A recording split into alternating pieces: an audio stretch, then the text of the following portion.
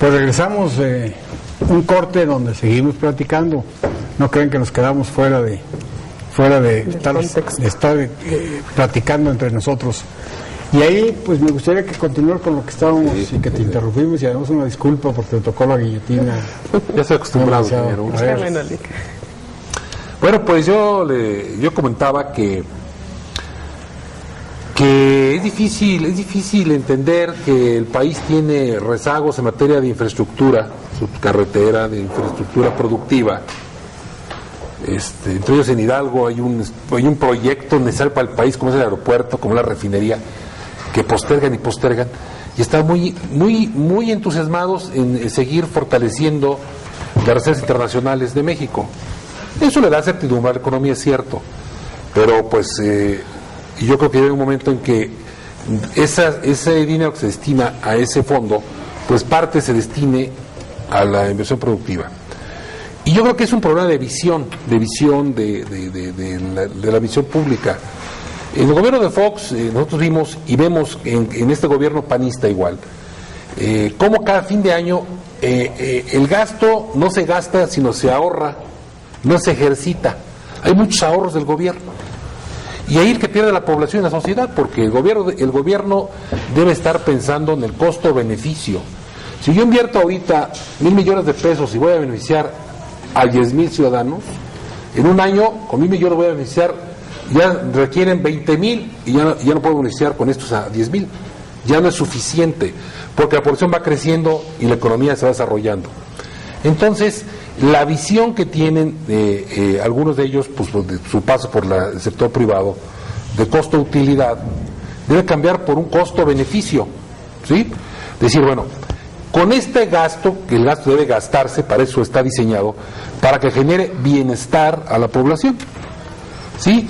¿Qué vamos a hacer? Pues si hoy con 1,000 millones de pesos puedo generar una estela de luz, una estela de luz, bueno, eso sí es una exageración, pero un drenaje en la colonia fulana, y no lo hago, en un año o dos me va a alcanzar para hacer casi todo el drenaje, y en 5 la mitad, porque la población sigue creciendo, todos van creciendo. Entonces yo creo que es un problema de visión. Está bien que la economía esté funcionando, pero hay acciones de inversión económica que deben permear y ir por delante. En estados como Hidalgo, que si bien es cierto que está en medio, cerca del Estado de México, conurbado, con el Estado Federal, en una posición privilegiada, tiene muchos rezagos, Digo, en Pachuca no se ven, pero el Tepec, Jacala y otros, a pesar de los esfuerzos gubernamentales, hay rezagos históricos que requieren un programa de inversión importante. Este gobierno ha tenido la visión de aplicar el gasto a través de los COPLADEM y los COPLADEI, y eso va a permitir que muchos recursos se derramen a esas zonas. Eso es algo muy positivo. Es mejor, Gerardo, que nos lo platique José Pablo. Aquí está, cómo está Hidalgo en este entorno y qué perspectivas hay para este año y para el futuro, ¿no? Aquí lo que un gobierno estatal tiene que hacer y lo que el gobernador Francisco Olvera está buscando es combinar las herramientas de las que dispone el propio gobierno del estado para generar resultados de corto plazo, pero también atenderlos de mediano y atender la visión de largo plazo. ¿Cuál es el problema de las políticas públicas que se centran en la solución de corto plazo de los problemas económicos de la gente? Que acaban siendo políticas asistencialistas. Es la antigua parábola bíblica del pez, de dar el pescado o enseñar a pescar. Si una entidad como el gobierno acostumbra a la población a estarle dando asistencia sin que la población tenga que esforzarse, encontrar su inventiva, encontrar su dinamismo, su chispa para salir adelante, entonces a la larga se va perdiendo la posibilidad de salir adelante por sí misma, y no hay dinero público que alcance para atender de una manera asistencialista a la gente. Entonces, ¿qué es lo importante? Combinar la protección a las poblaciones vulnerables. No podemos dejar que nadie pase hambre o sufra por falta de atención médica o por falta de vivienda digna o de ropa, pero sin hacer a la gente dependiente de esas ayudas, sino a la vez entregarle las herramientas y ponerle el lago fértil para que puedan pescar por sí mismas. Esa es una combinación de políticas públicas de corto plazo y de largo plazo. ¿Qué se está haciendo? Combinar los programas sociales con un enfoque muy regional, de ir realmente a cada región viendo qué es lo que se necesita, pero al mismo tiempo planeando de manera transversal entre las diferentes secretarías del gobierno del Estado cómo vamos a hacer para que esa región, según sus vocaciones, según sus probabilidades de éxito económico y sus necesidades de infraestructura, salga adelante. Entonces, el gobernador está acercándose a las regiones para ver, aquí, pues sí necesitamos una carretera, pero a la par de la carretera tenemos que asegurarnos que la educación media, superior y superior en su caso, sea pertinente al esfuerzo de captación de inversión y al encadenamiento productivo para que entonces sí se cierre un círculo virtuoso.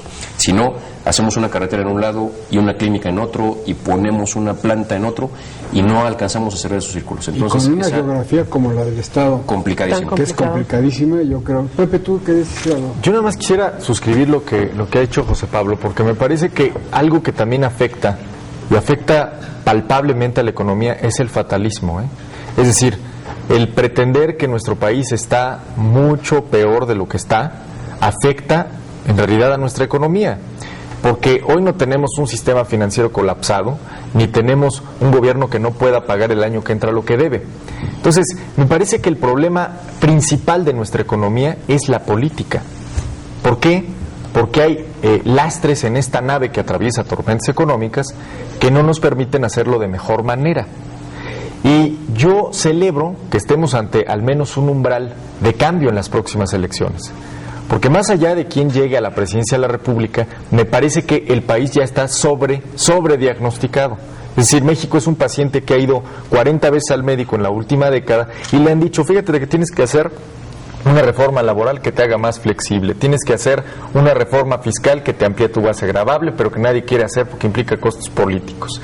Tienes que hacer también una verdadera reforma que te dé pues certidumbre sobre tus recursos de hidrocarburos y que te garantice poder explorar lo que tienes, ese tesoro que tienes enterrado y que sigue amarrado un debate vinculado a la soberanía y a la cultura política nacional.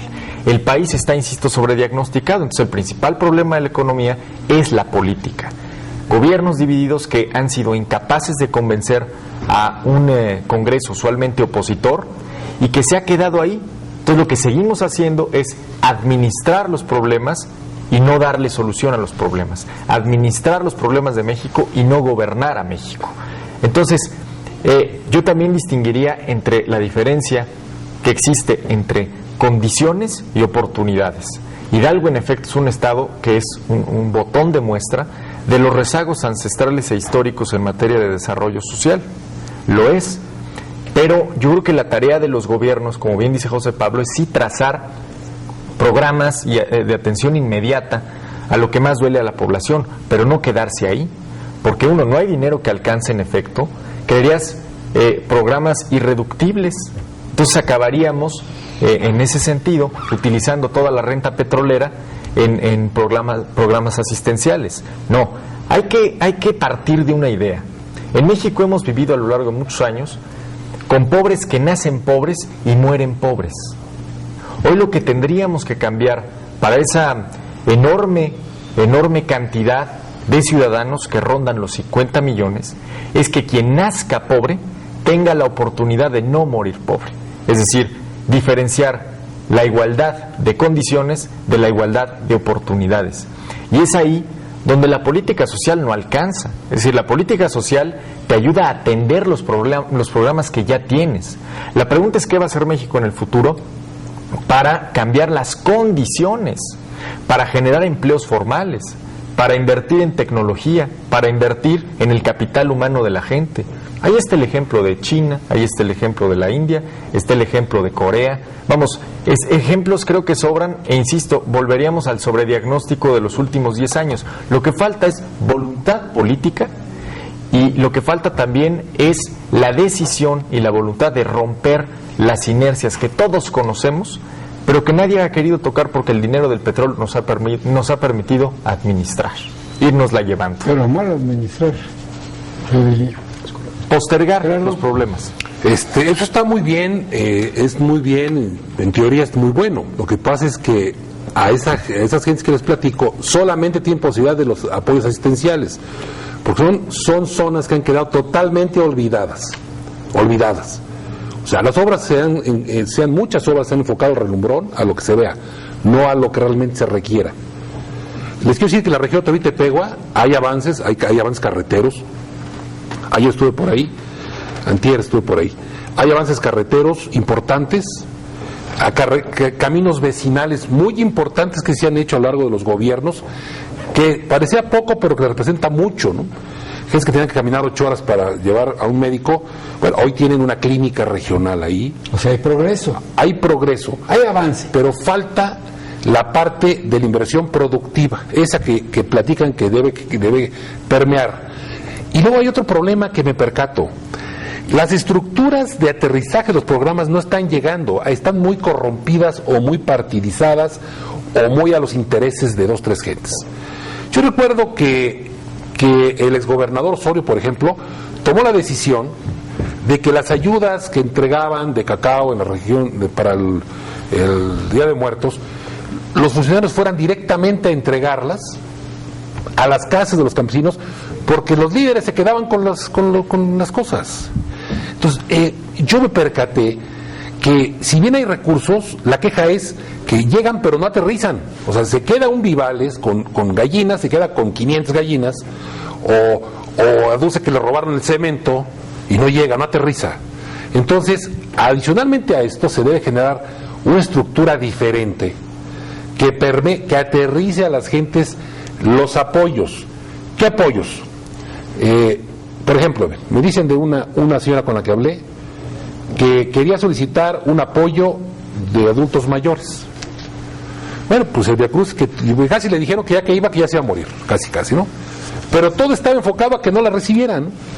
Entonces, yo creo que es importante lo que decía el secretario, lo que decía Pepe, no basar toda la acción en política asistencial, pero de verdad que para esas gentes en lo inmediato es de mucha ayuda, y sí buscar darles la posibilidad de que puedan de trabajar, generar riqueza. Es indispensable, es indispensable. O sea, no podríamos imaginar sin la otra. Siquiera el no hacer esa política de protección a nuestra gente vulnerable. Sí. ¿No? Es como lo dije, no podemos permitir que nadie sufra hambre o falta de atención médica o falta de una vivienda digna o de más la otra. ¿Por qué no vamos a un corte y regresando le seguimos al tema que ya se puso bueno? Así es, vamos a hacer una pausa. Recuerda, estamos en su mesa de diálogo y análisis de Visto Bueno.